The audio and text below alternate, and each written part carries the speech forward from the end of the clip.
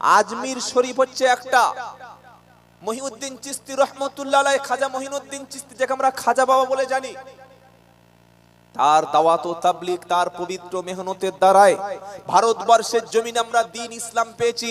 সেই আজমিরের মতো জায়গাটাকে, আজমিরের যে মাজার আছে, গতকাল এই নিয়ে মামলা হয়েছে, আজমিরের নিচে, আজমির শরীফের মাজারের নিচে নাকি শিবলিঙ্গ আছে। আপনারা খবরে পড়েননি? এই বাবা খবর দেখেননি? আজমির শরীফের মাজারের তলায় শিবের লিঙ্গ আছে। এখন লিঙ্গটা ধরবো কি করে, পার করব কি করে? প্রথমে সার্ভে করবে কারা? যারা প্রত্নতত্ত্ববিদ। প্রত্নতত্ত্ববিদের কাজ কি? মাজারটাকে ভেঙে উড়িয়ে দাও, ওর তলায় 1 থেকে 150 ফুট খনন করো।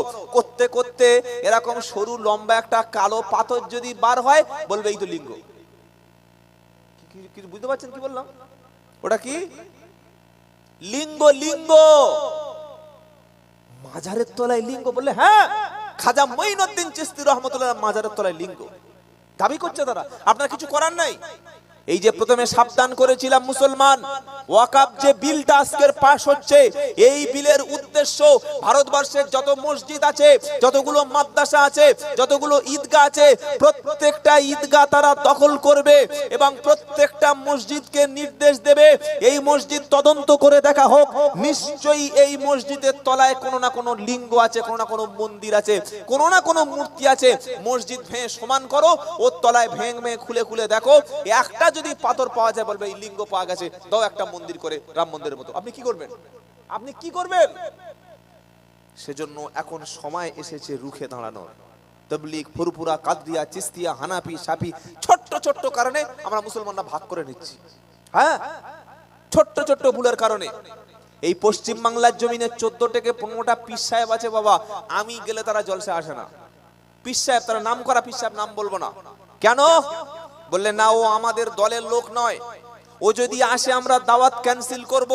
আমি ওই পীর সাহেবদের বলেছি, হুজুর আপনার কোরআন যদি আলাদা হয়, আমার কোরআন যদি আলাদা হয়, আপনার নবী যদি আলাদা হয়, আমার নবী যদি আলাদা হয়, আপনার আল্লাহ যদি আলাদা হয়, আমার আল্লাহ যদি আলাদা হয়, তাহলে আমার সঙ্গে জলসা আসার কোনো দরকার নাই। আমরা তো সব মুসলমান, এক আল্লাহ, এক কোরআন, এক নবী, এক রসুল, আমাদের পয়গম্বর এক, আমাদের কিবলা এক। এরপরে আপনি কেন এই ভেদাভেদ গুলো করছেন? সকলে বলুন আমরা ঐক্যর সঙ্গে থাকবো, বলুন ইনশাআল্লাহ। সময় সামনে খুব কম, যেদিন আপনার মসজিদের সামনে পোস্টার পড়বে এই মসজিদ সার্ভে করা হবে। কেন? এই মসজিদের তলায় নিশ্চয়ই কিছু না কিছু আছে। কারা করছে? যারা দেশের শত্রু। আমাদের প্রধানমন্ত্রী দুদিন আগে বলেছে যে ওয়াকফ বলে কোনো জিনিস সংবিধানে নেই। আপনি অনেক হয়তো শোনেন নাই, বলেছে প্রধানমন্ত্রী যে ওয়াকফ বলে কোনো জিনিস সংবিধানে লেখা নেই। শুনে রাখুন মুসলমান, ভারতবর্ষের এমন সংবিধান, আপনার বাঁচার মরার লড়াই চলে এসছে। ভারতবর্ষের সংবিধান সংখ্যালঘু যারা মুসলিম, সংখ্যালঘু যারা বৌদ্ধ, যারা খ্রিস্টান, তাদের মসজিদের জায়গা, গুরুদুয়ারার জায়গা, চার্চের জায়গা, স্বাধীনভাবে ধর্ম পালন করার অধিকার আমাদের সংবিধান ভারতবর্ষের মুসলমানদের দিয়েছে। একটা মুসলমান যখন মসজিদ করে, পরের জায়গায় করে না, ওয়াকফ জায়গায় করে। ওয়াকফ জায়গা, ওয়াকফটা কি? কোন মুসলমান সেই জায়গায় মসজিদ করতে পারে না যে পরের জায়গা দখল করে। ভারতবর্ষে একটাও মসজিদ নাই। আপনি দেখান একটা মসজিদ আছে, প্রথমে সেই জায়গাটা আল্লাহর নামে, সেই জায়গাটা আমরা লিখে দিই, আল্লাহর জন্য জায়গাটা ছেড়ে দিই, খাস স্বয়ং আল্লাহর জন্য। আল্লাহর জন্য খাস ভাবে জায়গা যখন আমরা করে দিই, ওটার নাম হচ্ছে ওয়াকফ সম্পত্তি। কথা বুঝতে পারছেন কি বললাম? ঈদগাহ, কবরস্থান, এটাও এইভাবে আমরা খাস করে দিই। এই সম্পত্তিগুলো দখল করে তারা ইচ্ছা মতো নেবে আর আপনার মসজিদগুলো ভেঙে ফেলবে। এখনো যদি আমরা মুসলমানরা আল্লাহকে না চিনতে পারি, এরকম কঠিন পরিস্থিতি যদি না আসে, তারপরে যদি আমরা সজাগ না হই, কবে আমাদের ঘুম ভাঙবে ভাই? কবে আমাদের ঘুম ভাঙবে? কবে আমাদের সজাগ হব আমরা? এই যে চায়নার কথা বলছিলাম না, চায়নার জনসংখ্যা পৃথিবীর সবচাইতে বেশি, একটাও চায়না বেকার নাই। কেন? তারা কাজ করে। চায়নার সরকার আজ থেকে 20 বছর আগে বলল যে যার দুটোর বেশি বাচ্চা হবে তাকে শাস্তি দেওয়া হবে। তারপরে দেখছে আস্তে আস্তে একটা দুটো বাচ্চা, দেশে কাজের লোক নাই, চায়না সরকার বলল না, আর দুটো বাচ্চা না, 3টে করে বাচ্চা নাও। রাশিয়ার পুতিন প্রেসিডেন্ট এক সময় বলেছিল রাশিয়া যে বাচ্চা বেশি হলে তার সমস্ত যা মানে দেশের যা কিছু সম্পদ সে ভোগ করে, ও পড়াশোনা করতে পারবে না, চিকিৎসা ছেলেদের হবে না, লেখাপড়া শিখতে পারবে না, বিদেশে দেশের কোনো সম্পত্তি সে ভোগ করতে পারবে না। রাশিয়া দেখলো এইভাবে যদি চলে, শুধু বয়স্ক লোক, বাচ্চা নেই, কাজের লোক নাই, শ্রমিক নাই, লেবার নাই।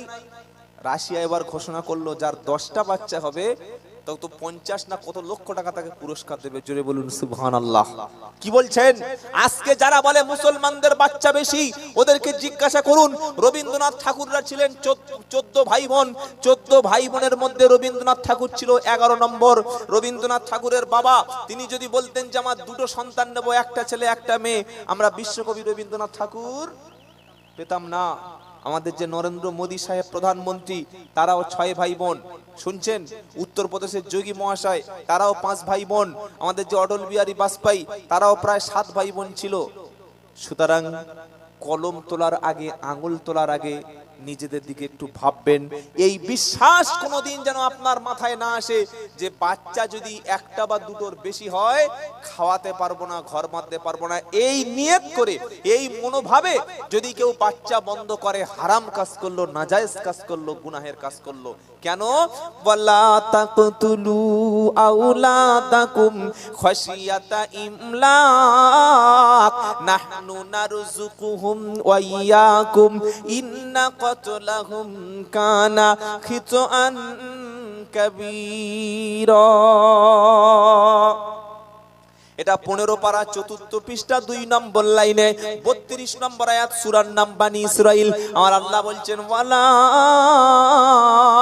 তাকতুলু আওলাদাকুম খাশিয়াতা ইমলাক। হে মুমিন মুসলমান বিশ্ববাসী, তোমরা সন্তানদের খাওয়ানোর ভয় থেকে, বাচ্চা হলে মানুষ করে দেওয়ার ভয় থেকে, ওদের খাওয়াতে পারবো না, দায়িত্ব নিতে পারবো না, এই ভয়ে যেন ট্যাবলেট ক্যাপসুল খেয়ে কিংবা মায়ের পেটে বাচ্চা আসার পরে ইনজেকশন দিয়ে যেন বাচ্চাটা নষ্ট করে দিও না।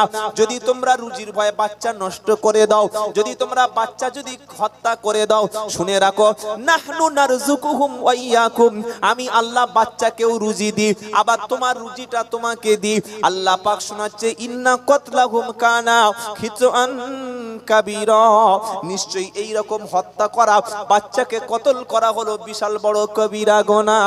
আজ মুসলমানের বাড়িতে পয়সার অভাব নাই, টাকার অভাব নাই। আগে তো মানুষের খাওয়া হতো না, তারপরে 5টা 6টা বাচ্চা মানুষ করা সম্ভব হয়েছে।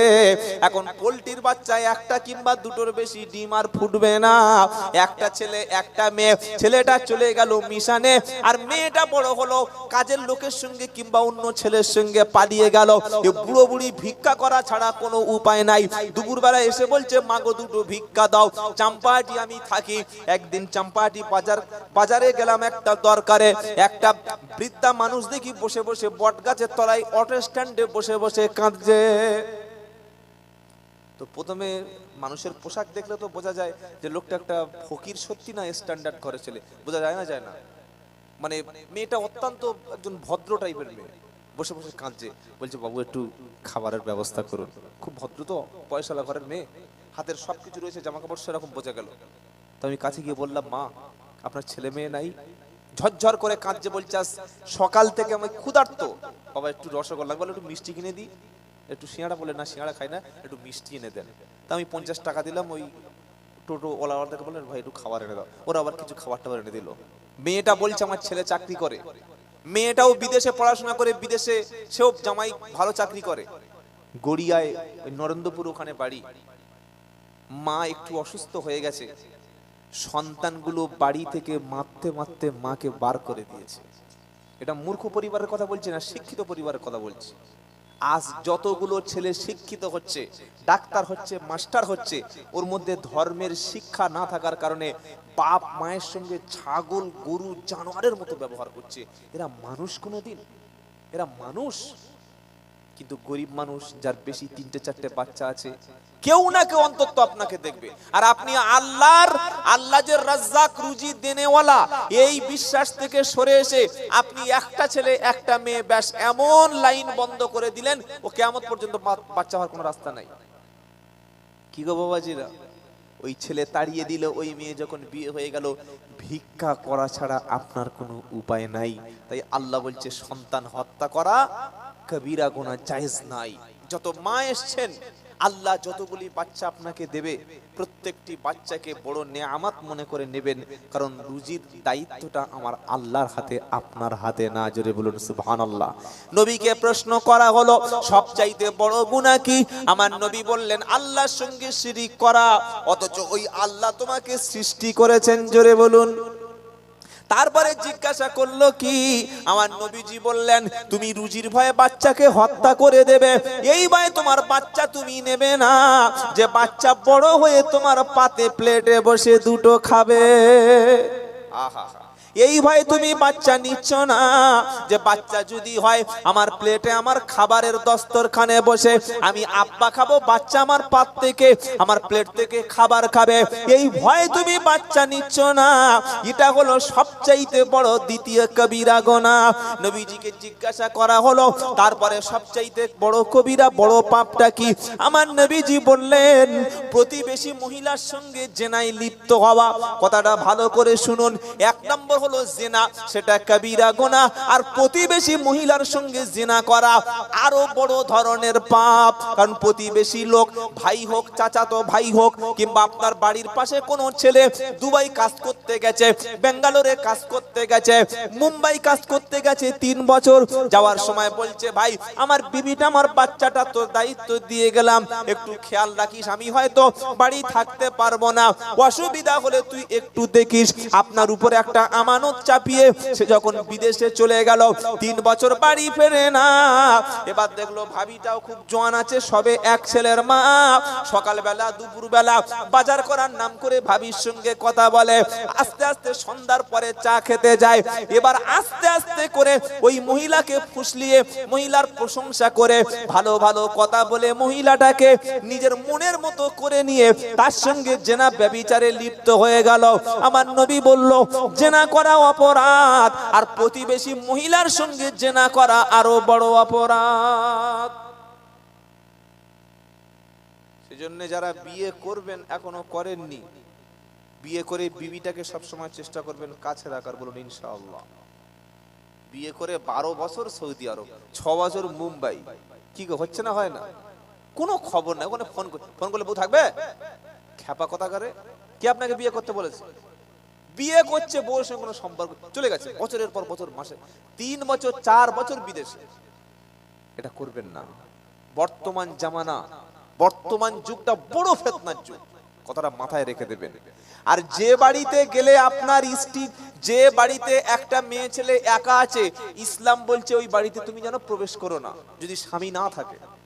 স্বামী নেই সেই বাড়িতে গিয়ে ঘন্টার পর ঘন্টা গল্প করছো, তোমার জন্য জায়েজ না। একটা নারী আর একটা পুরুষ যখন গল্প করে, 3য় নম্বর সেই জায়গায় প্রবেশ করবে শয়তান প্রবেশ করে।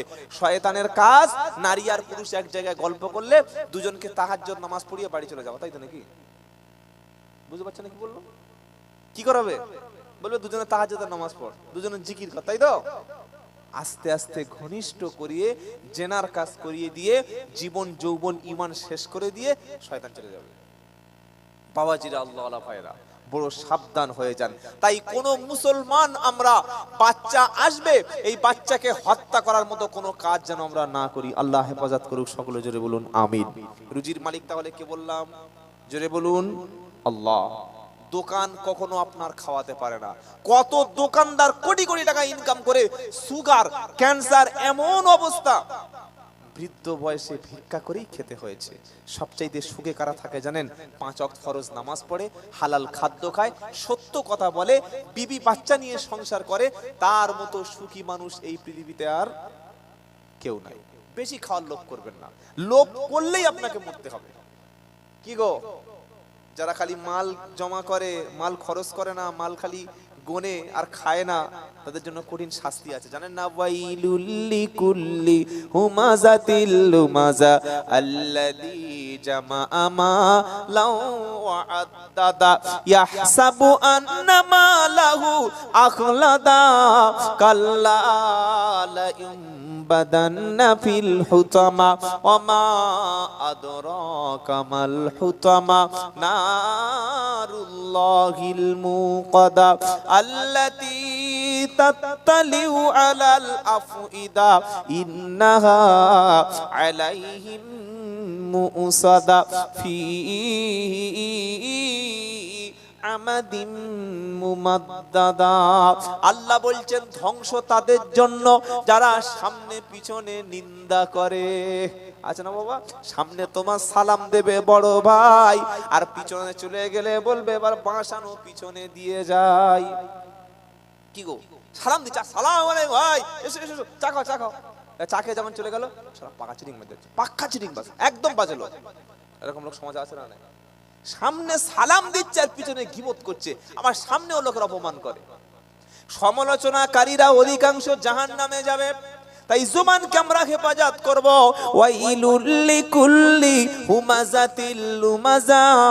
আল্লাহ বলছেন ধ্বংস তাদের জন্য সামনে যারা নিন্দা করে পিছনেও নিন্দা করে, পিছনে চলে গেলে সমালোচনা গীবত। এ পাপটা যার নামে আপনি গীবত করেছেন, যার নামে কুৎসা রটিয়েছেন, ও যতক্ষণ না ক্ষমা করবে, ওর কাছে যতক্ষণ না ক্ষমা চাইবেন, এই পাপটা আমার আল্লাহ কখনো ক্ষমা, জোরে বলুন। আর সবচাইতে গীবত হয় কোথায়? চায়ের দোকানে বেশি। চায়ের দোকানে চা খাওয়ার পরে ইমাম সাহেবকে দিয়ে শুরু হয়, আমাদের ইমাম সাহেব এত মোটা হচ্ছে কি করে, একজন বলছে বুঝলেন, আমাদের ইমাম সাহেব এত ফুলছে কি করে।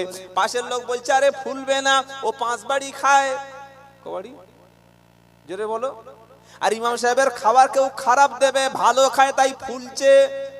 ইমাম সাহেব জোরে হাঁটার উপায় নাই, জোরে হাঁটলে বলবে এক বাড়ি খেয়ে পোষায় নাই, আরেক বাড়ি খেতে যাচ্ছে।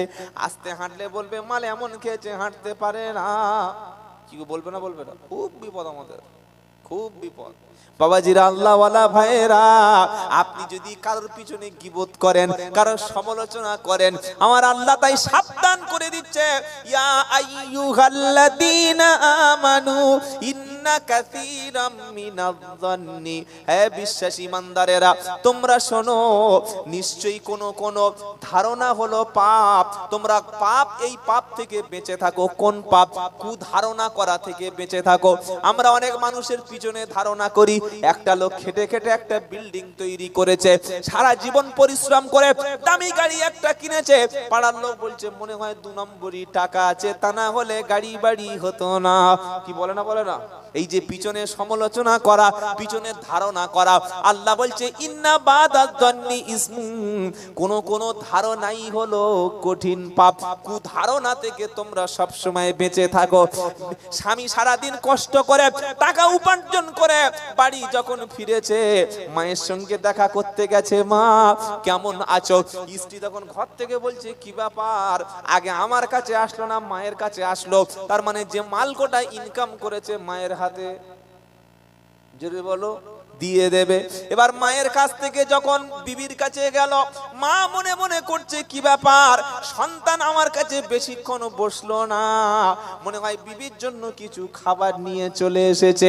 আমরা প্রত্যেকে দেখবেন সব সময় খারাপ ধারণা করি। একটা যুবক ছেলে যদি একটা 30 বছর 28 বছরের মেয়েকে গাড়ির পিছনে নিয়ে বসিয়ে যায়, পাড়ার ছেলেরা তখন বলবে দেখেছিস কি সুন্দর মেয়ে নিয়ে যাচ্ছে। আরে এত সুন্দর মেয়ে এর কপালে কি করে হলো? নিশ্চয়ই কোনো একটা ঘাবলা কেস আছে। কিন্তু খবর পাওয়া গেল ওটা ওর নিজের কলিজার টুকরা, জোরে বলো, বোন। কলিজার টুকরা বোনকে তুমি খারাপ ধারণা করে দিলে। তাই আল্লাহর কোরআন বলছে তোমরা ধারণা করা থেকে, কুধারণা থেকে সব সময় বেঁচে থাকো। মনের মধ্যে ওয়াসওয়াসা আসবে, খারাপ ধারণা তোমরা করো না। জাহান্নামে যাওয়ার প্রথম কারণ হলো কি বললাম? ওয়াইলুল লিকুল্লি হুমাযাতিল লুমাযা আল্লাযী জামাআ মালা ওয়া আদাদা। সামনে পিছনে যারা নিন্দা করে আর মাল উপার্জন করে, মাল শুধু জমিয়ে যায়, খালি টাকা গুনে জমা করছে, শুধু জমা করছে, খায় না, দান করে না, পোশাক ভালো পরে না, শীতের সময় শীতকালে ঠক ঠক করে কাঁপছে, একটা চাদর পর্যন্ত কেনে না, বাড়িতে জীবনে কোনোদিন মাংস গোশ কেনে না, ভালো মাছ খায় না, আর বিয়ে বাড়িতে আসলে এমন খাওয়া খাবে কোমরে লুঙ্গি। বলছে জানো বাবা, জন বয়স আমি একটা মাল ছিলাম, 3 কেজি গোশ কোনো ব্যাপার ছিল না। ওটা পরের বাড়ি না নিজের বাড়ি? বললে বিয়ে বাড়ি। তুমি ঘরে কতটা কেন? বলে 500। ঘরে কতটা গোশ কেনে? 500। আর লোকের বিয়ে বাড়ি কতটা মাছ দিয়েছো বাবা? 3 কেজি। বলে আমি 100 পিস রসগোল্লা খাই, নিজে টাকা দিয়ে কিনে খাও না মেয়ের বাপে ডাকাতি করতে গেছে? বলে না বিয়ে বাড়ি খাই। ছাগল কথা কর। প্রচুর লোক আছে নাতিদের গর্ব করে, এই শালা খেয়ে নে, 5 পিস মিষ্টি খেতে পারছে না, তোদের বয়সে আমরা 100 পিস খেয়েছি, 100 পিস কিনে খেয়েছো, পরের তো 5 দিয়ে চলে এসছো। খবরদার, আল্লাহ নিয়ামত দিয়েছে, ভোগ করো, খাও আর বলো আলহামদুলিল্লাহ, বলো আলহামদুলিল্লাহ। কাপনের কোনো পকেট নাই, আপনি টাকা তো নিয়ে যেতে পারবেন না। কি গো, প্রচুর মানুষ আছে খায় না, জীবনে ভালো খাবে না। এই পচা খাবার কোনটা, পচা আপেল, সবচাইতে কম দামি খাবারটা। হাটে গিয়েছে বেগুন কিনতে, টিপতে টিপতে সে বেগুনের জীবন হাফ বার করবে। আলুটা রকম কম দামি, 32 টাকা আলু নেবে না, 28 টাকা আলু কিনে আনবে, 4 টাকা বাঁচাচ্ছে। হ্যাঁ, একটা ভালো লুঙ্গি পর বাবা, মাসে 30,000 টাকা ইনকাম, এমন লুঙ্গি পরেছে, গোসল করে উঠেছে পুরো যেন একদম।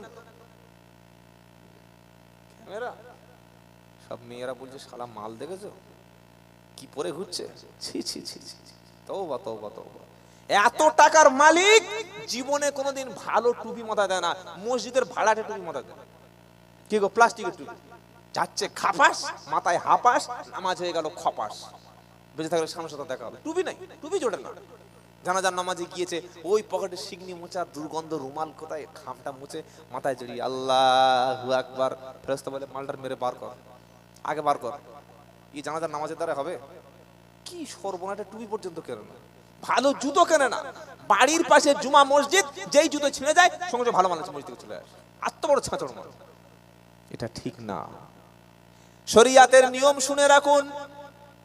আল্লাহ বলছেন তুমি যখন নামাজ পড়তে আসবে কেমন ড্রেস পরবে। ইয়া বানি আদম খুদু জিনাতাকুম ইনদা কুল্লি মসজিদ কুলু ওয়াশরাবু ওয়ালা তুসরিফু ইন্নাহু লা ইউহিব্বুল মুসরিফিন। জোরে হবে না? নারাই তাকবীর, নারাই তাকবীর। 8 নম্বর পারা 13 নম্বর পৃষ্ঠা 1 নম্বর লাইন 31 নম্বর আয়াত, সূরার নাম আরাফ। ইয়া বানি আদম, হে আদমের বেটার, আদমের সন্তান আমরা। কার সন্তান? জোরে বলুন, কার সন্তান? আমরা নবীর আওলাদ। কার আওলাদ? নবীর আওলাদ। এই যে একটা লোক কুয়ায় পড়েছে, এখন কিছু লোক বলে আমি পীরের বেটা, আমি পীরজাদা, আর সকলে মনে করে বিশাল কিছু ব্যাপার। পীরের বেটা কি মর্যাদা আছে যেটার মধ্যে ইলিম না থাকে? কি গো শুনছেন আপনারা? পীরের বেটা বলে এত তাকে চাগিয়ে ধরেছে, এমন ভাবে তাকবীর দিয়ে আনছে, মনে হয় যেন এর মতো মাল পৃথিবীতে একটাও নাই। আর স্টেজে উঠে প্রথম খুতবাটাই ভুল করছে। পীরের বেটা, পীরের বেটা হোক আর হাজী সাহেবের বেটা হোক, গাজী সাহেবের বেটা হোক আর মুফতি সাহেবের বেটা হোক, আমির সাহেবের বেটা হোক আর ওলির বেটা হোক, কবর কিন্তু কোন পীরের বেটা কোন নবীর বেটা কবর চেনে না। আমল ভালো রেহাই, আমল নাই কাপন খুলে উদুমে পেটাই। মনে থাকবে ইনশাআল্লাহ। একটা লোক কুয়োয় পড়েছে, কুয়ো পড়ে কেউ তুলছে না, বলছে বাবা আমার বাঁচিয়ে নাও, বাঁচিয়ে নাও, আমি নবীর আওলাদ। তখন ছেলেরা বলছে তুল তুল তুল, নবীর আওলাদ পড়েছে, না তুললে আল্লাহর কাছে দায়ী হয়ে যাবো। তো পরে জানতে পারা গেল ছেলেটা মুচির ছেলে। মুচি কার ছেলে বলো? মুচি, মুচি ম্যাথর। তখন বলছে এই তোর নাম কি রে? বললে শ্যামল। শ্যামল কি? বলে শ্যামল মাইতি। শ্যামল কি বলো? মাইতি। টাইটেল আছে না মাইতি? জানো না? তো বললে তুই বলি নবীর ছেলে। বলে কেন আদম আলাইহিস সালামের সন্তান আমরা নই? এইরকম বোকা বানিয়ে দিলি। ও যেমন নবীর ছেলে, নবীর আওলাদ। এখন একদল লোক বলছে আমি পীরজাদা। কোনো পরিচয় নেই, পীরের রক্ত না, পীরজাদা হয়ে গেল। গাড়ির সামনে আমার পীরজাদা লিখে রেখেছে। বলছি ভাই লিখছিস ভাই লেখ, কিন্তু কবরে কিন্তু পীরজাদা বললে খুব ঠেঙাবে। কবরে যদি বলিস পীরের বেটা, আমল ছাড়া কবর চিনবে না। যদি বলি হাজী সাহেবের বেটা, আরে নবীর ছেলেকে কবর ছাড় দেয় নাই। নূহ নবীর ছেলেকে ধরেছে, ধরেছে না ধরে নাই? শুধু ধরেছে, চুবিয়ে চুবিয়ে আল্লাহ মেরেছে। জানেন না কোরআনে আছে? এই বাবাজিরা, পীরের ছেলে পীরের বেটা এসব পরিচয় কবর ছাড়বে না। ঈমান আছে, আমল আছে, কবরে কোনো ডিস্টার্ব করবে না। জোরে বলুন সুবহানাল্লাহ। তা আল্লাহ কি বলছে? ইয়া বানি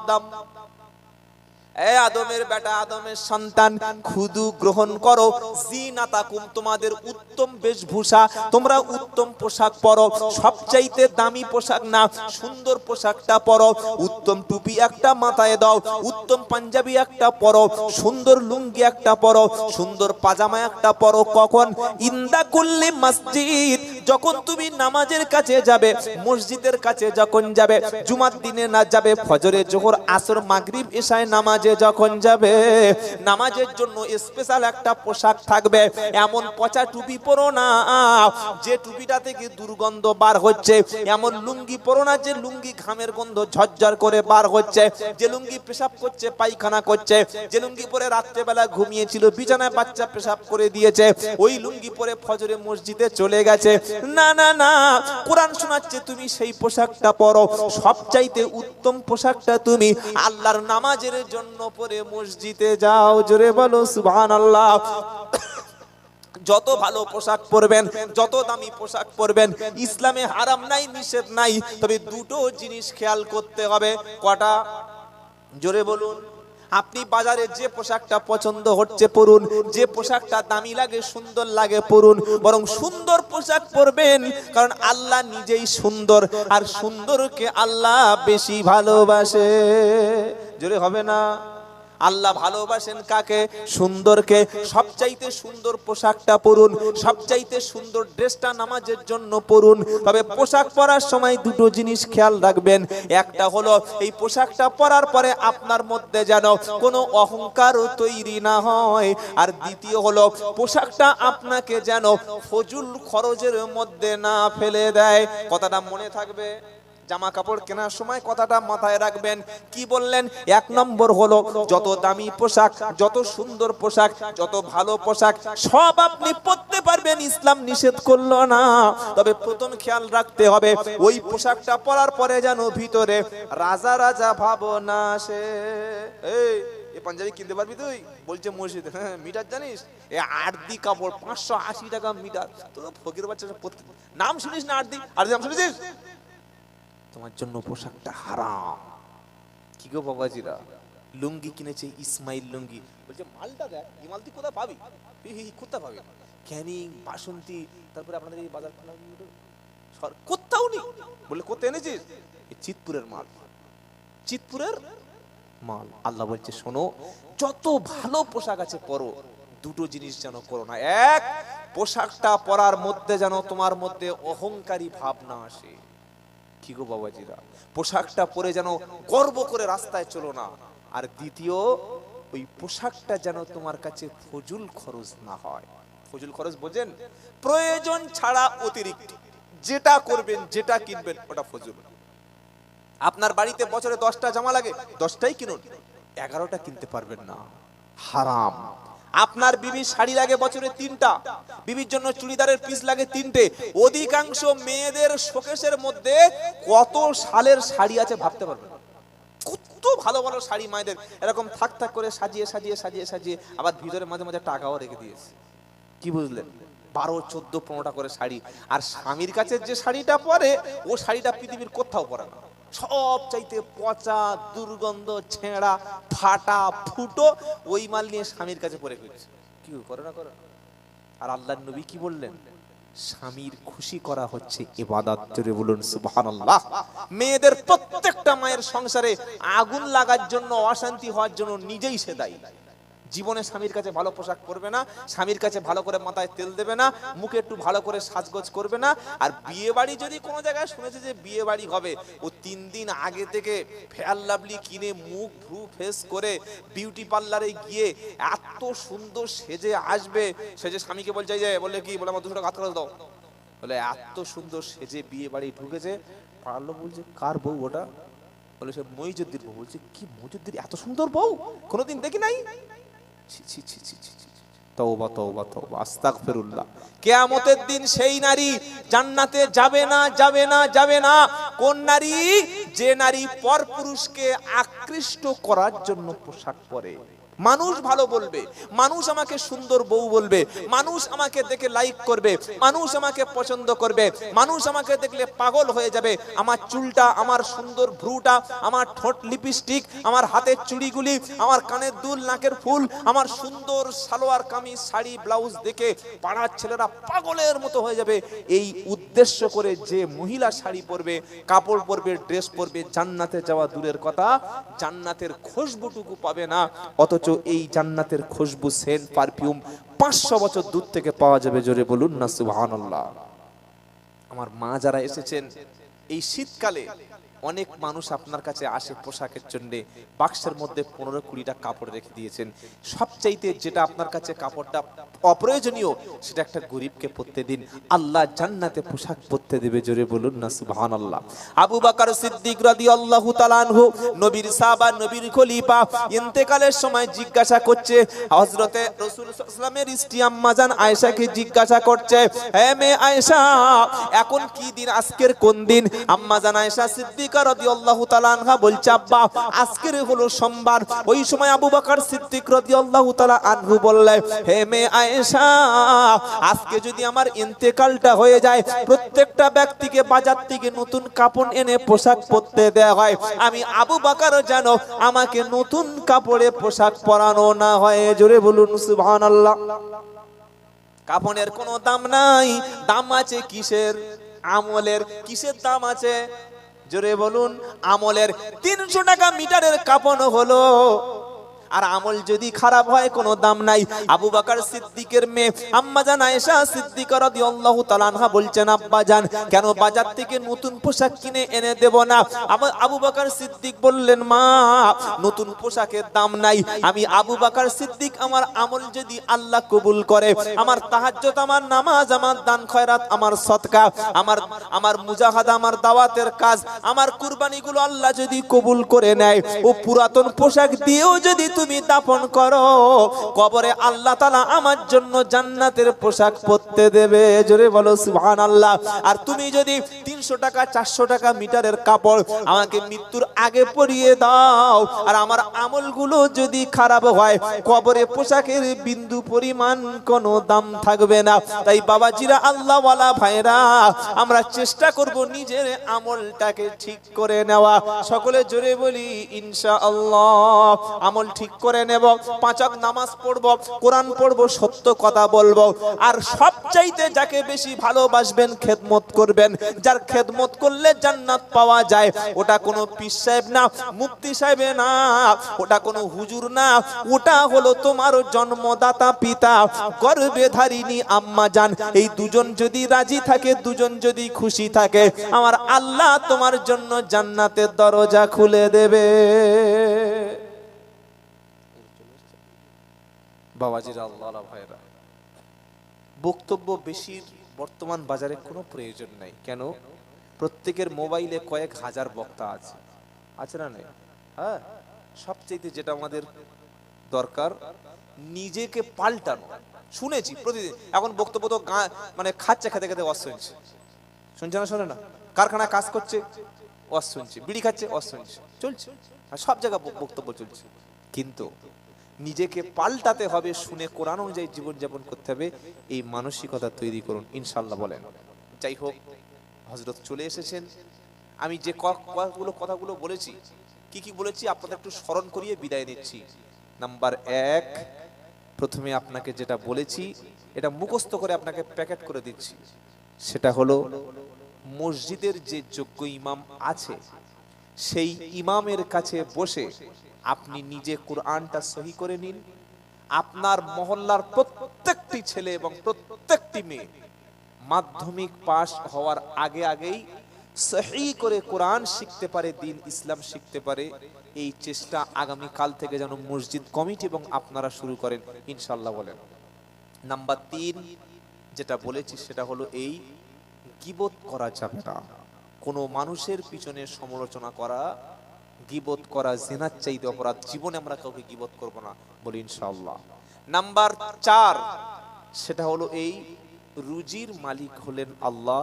রুজির ভয়ে, কি খাওয়াবো কি খাওয়াতে পারবো না, এই ভয়ে সন্তান না নেওয়া হারাম কবিরা গুনাহ। নাম্বার 5, যেটা একটু আগেই আলোচনা করছিলাম, সেটা হলো বর্তমান প্রেক্ষাপটে ভারতবর্ষের মুসলমানদের মতো কঠিন বিপদে আগে কোনোদিন মুসলমানরা পড়েনি। ওয়াকাফ সম্পত্তি, মসজিদ, মাদ্রাসা, খানকা, কবরস্থান সবগুলো বেদখল করার জন্য বিল নিয়ে চলে এসেছে। ঐক্যর সঙ্গে থাকবেন। আপনি ফুরফুরা করছেন, তাবলীগ করছেন, জামাত ইসলাম করছেন, আপনি হানাফি, শাফি, মালিকি যে দল করছেন করুন, দাবি দাওয়া আদায়ের ক্ষেত্রে, ইমানের ক্ষেত্রে আমরা সকলে একই কলেমার ভাই। ইন্নামাল মুমিনুনা ইখওয়া, বলুন ইনশাআল্লাহ। হযরতকে বসিয়ে রেখে একটা দুটো কথা বললাম, ক্ষমা করবেন। যতগুলো কথা আমরা বলেছি, আল্লাহ তাআলা প্রত্যেকটি কথা আমাদের জীবনে আমল করার তৌফিক দিন। সকলে বলুন আমিন।